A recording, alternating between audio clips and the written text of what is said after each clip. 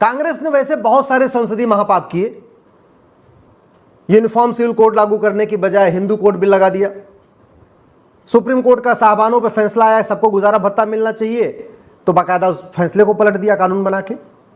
अयोध्या काशी मथुरा की मुक्ति का जब आह्वान किया गया, लोगों ने कहा अयोध्या काशी मथुरा मुक्त करो, तो 1991 में प्लेसेस ऑफ वर्शिप एक्ट बना दिया।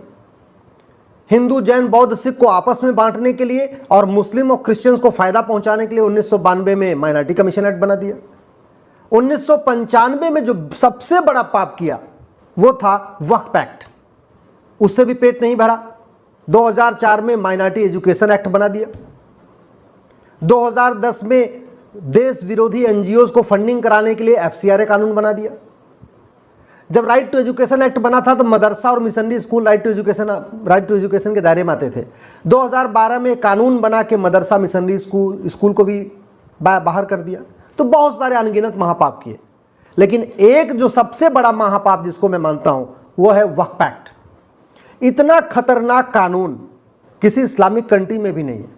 ईरान, इराक और पाकिस्तान, अफगानिस्तान, बांग्लादेश में भी ऐसा कानून नहीं है कि जहां एक वक्फ बोर्ड बना हो और जहां वो उंगली रखे वो जमीन वक्फ की हो जाएगी। इतना खतरनाक कानून, संविधान की धज्जियां उड़ा दिया ये कानून बनाने में।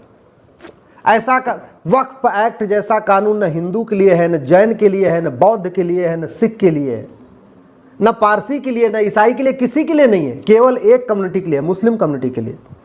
और इसी कानून का दुरुपयोग करके वक्फ बोर्ड भारत में रेलवे और डिफेंस के बाद सबसे ज़्यादा प्रॉपर्टी का मालिक बन गया है। सबसे ज़्यादा प्रॉपर्टी इस समय रेलवे और डिफेंस के बाद वक्फ बोर्ड के पास है। इतनी पावर दे दिया है कि अगर वो सुप्रीम कोर्ट के कंपाउंड पे अपना दावा ठोक दे तो सुप्रीम कोर्ट के रजिस्ट्रार जनरल कोर्ट नहीं जा सकते, बल्कि उनको भी वक्फ बोर्ड के सामने पेश होना पड़ेगा।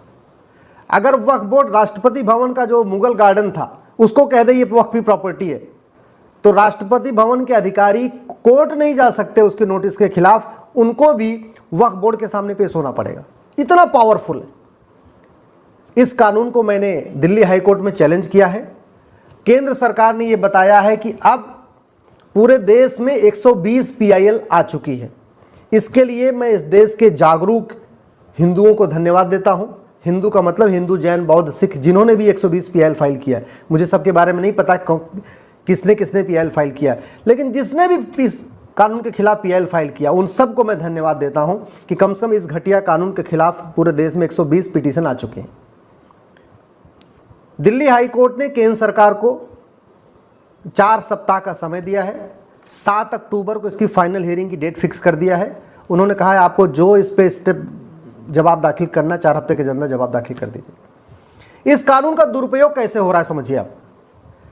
भोपाल जो मध्य प्रदेश की राजधानी है, वहां से झबुआ 700 किलोमीटर दूर है। झबुआ में आदिवासी रहते हैं। ये वक्फ बोर्ड के लोग जाते हैं, आदिवासियों को कहते हैं ये जमीन वक्फ की है। वो झबुआ का आदिवासी जिसने कभी अपनी झबुआ की लोकल कोर्ट नहीं देखा है, भोपाल तो उसके लिए बहुत सपना है, उसको कहते हैं भाई ये वक्फ बोर्ड की ज़मीन है, इसको खाली करो, और नहीं खाली करना है तो कन्वर्ट हो जाओ, और अगर नहीं खाली करना है तो भोपाल आके जवाब दो। तो मजबूरी में आदिवासी क्या करे, अपनी ज़मीन बचाने के लिए कन्वर्ट हो जाता है। इस तरीके से कन्वर्जन का खेल चल रहा है। ये वक्फ बोर्ड एक दूसरा और काम भी करता है। जो बड़े बड़े अमीर लोग हैं, जो देश की राजधानी से 400 या किसी भी राज्य की राजधानी से 400-500 किलोमीटर दूर है, उदाहरण के लिए मान लीजिए मेरठ, मुजफ्फरनगर, लखनऊ से 500-600 किलोमीटर दूर है, यहाँ किसी की प्रॉपर्टी पे नोटिस भेजता है, ये कहता है भाई ये तो वक्फी प्रॉपर्टी है। अब चूंकि वक्फ बोर्ड की नोटिस के खिलाफ लोकल कोर्ट में जा नहीं सकते, आपको राज्य की राजधानी में जाना पड़ेगा। वक्फ बोर्ड का ऑफिस केवल राजधानी में ही होता है, यानी उत्तर प्रदेश इतना बड़ा उत्तर प्रदेश है, उसका वक्फ बोर्ड का ऑफिस कहाँ है? लखनऊ में। अब मेरठ मुजफ्फरनगर वाला सोचता है कि भाई 10 बार जाके हम वहाँ लखनऊ जाएं, तारीख पे तारीख लें, इससे अच्छा 10-5 लाख रुपए देकर मामला सलटा दीजिए। तो ये एक तरीके से एक्सटॉर्शन का भी काम कर रहा है। सबसे बड़ी समस्या आ रही है जो पब्लिक लैंड है, यानी जैसे गाय का चारागाह होता है, खेल का मैदान होता है, पार्क होता है, ऊसर ज़मीन है, बंजर ज़मीन है, इस तरीके की जो पब्लिक लैंड होती है जो किसी के नाम पे नहीं होती, उसको सरकार का नियंत्रण होता है। ऐसी ज़मीनों पे वक्फ बोर्ड कब्जा करता है। अब ये जो लेखपाल पटवारी के पास कहाँ इतना है कि वो जाके लखनऊ में उसका जवाब देते रहेंगे, उस पर कब्जा कर लेता है, बोर्ड लगा देता है, ये वक्फ बोर्ड की ज़मीन है, बस हो गया, उसका काम हो गया, जवाब देते रहो।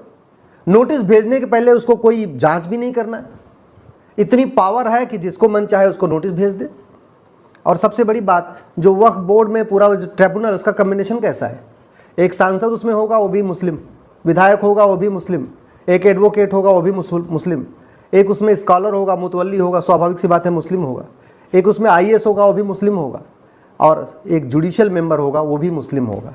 यानी 7 के 7 मेंबर इसके अंदर मुस्लिम होते हैं। सोचिए ज़रा, ऐसा कानून कांग्रेस ने 1995 में बनाया था। मैं केंद्र सरकार से रिक्वेस्ट करता हूँ, इस पे स्टैंड अपना क्लियर करें, इसके फाइनल हियरिंग हो।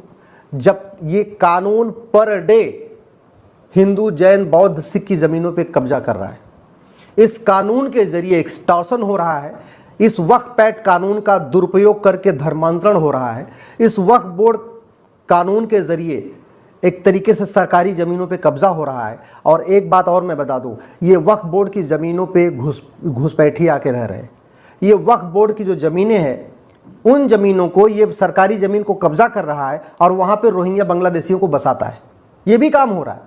तो घुसपैठियों की मदद कर रहा है, धर्मांतरण में धर्मांतरण करा रहा है, लोगों को परेशान कर रहा है, एक्सटॉर्शन कर रहा है, सरकारी ज़मीन पे कब्जा कर रहा है, गौचर ज़मीन, खेल का मैदान पे कब्जा हो रहा है, पार्क पे कब्जा हो रहा है, और भी जितनी नदी किनारे जो ज़मीनें पड़ी होती हैं, जैसे यमुना का जो खादर वाला एरिया होता है, गंगा जी के जो किनारे वाला एरिया होता है, वहाँ पे कब्जा कर रहा है, और ज़मीनें कब्जा कर करके वहाँ पे मज़ार दरगाह भी बनवा रहा है।